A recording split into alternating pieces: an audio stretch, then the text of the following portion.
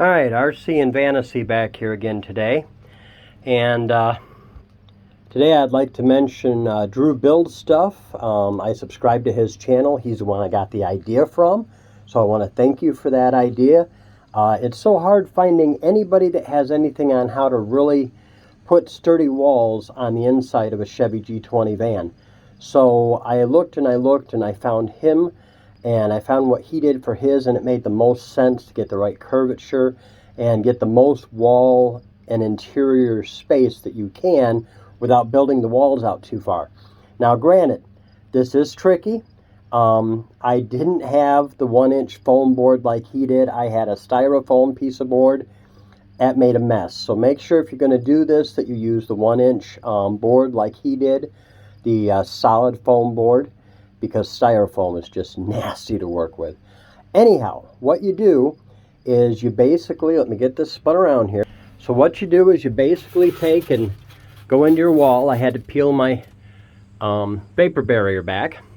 So you go into your wall and you just keep cutting and cutting and cutting until you get yourself a template, like I did here, out of your foam board that fits right up snug against the contours, inner contours of your van walls.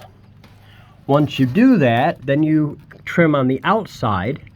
Just make your mark on the outside following this wall with a pencil or a permanent marker, whichever you happen to be using. The pencil is going to give you the closest shave when you go to cut. So once that template's done, then you can in turn transfer that template over to your wood. So I used this as a template here, some 3/4 inch plywood that I had. And now of course, you'll notice here on mine I've got a gap. Well, the reason I have a gap is because my floor is going to go in before my walls go up. And my floor is going to be 3/4 inch plywood. So what I've ended up doing is using a piece of 3/4 inch plywood sitting right up here, like that, to be as the floor base. And then once you do that, everything sits right in. And she fits fairly snug too, which is the nice thing about it. That's what you want. It's going to protrude out just a little bit past this metal here. Actually, this one sits a little in, but that's fine.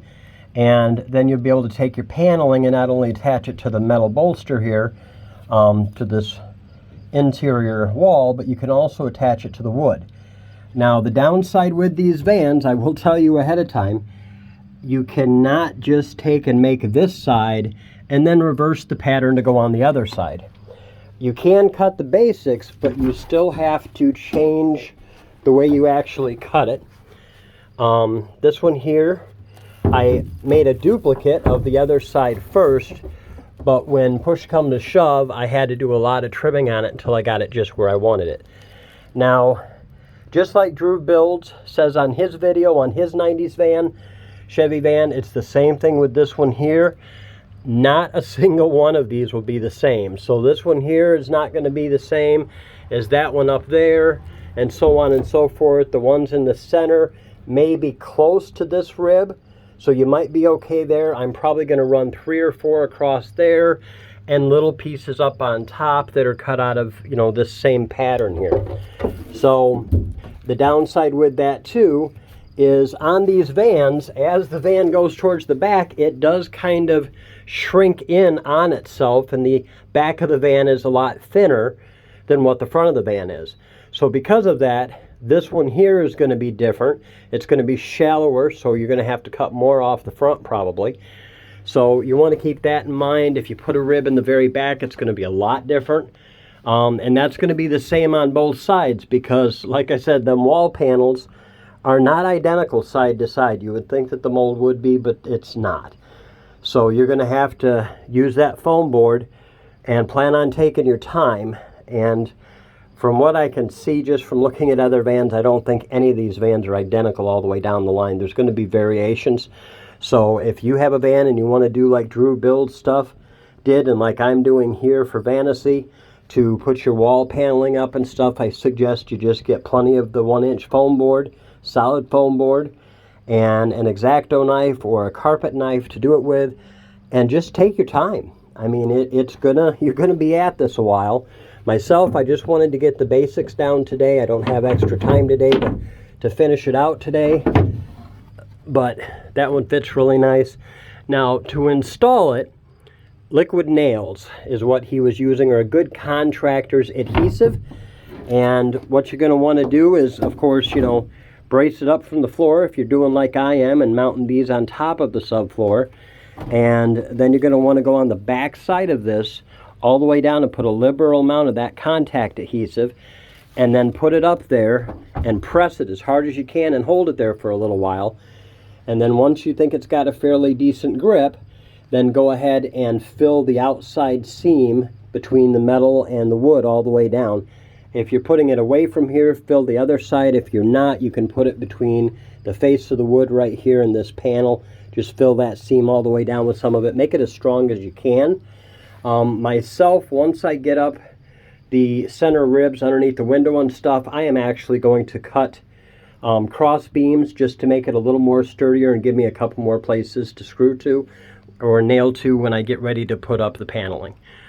Same way across the top here, I might just make one that goes from this one to this one, across to this one, across over that one, so I can kind of frame in that window a little bit better. I'm still trying to decide exactly how I'm going to frame in the window, but you know, that's yet to be determined. So yeah. So once again, special thanks to Drew Builds for giving me the idea on how to make my templates here. And you can see here too the difference in the thickness of these.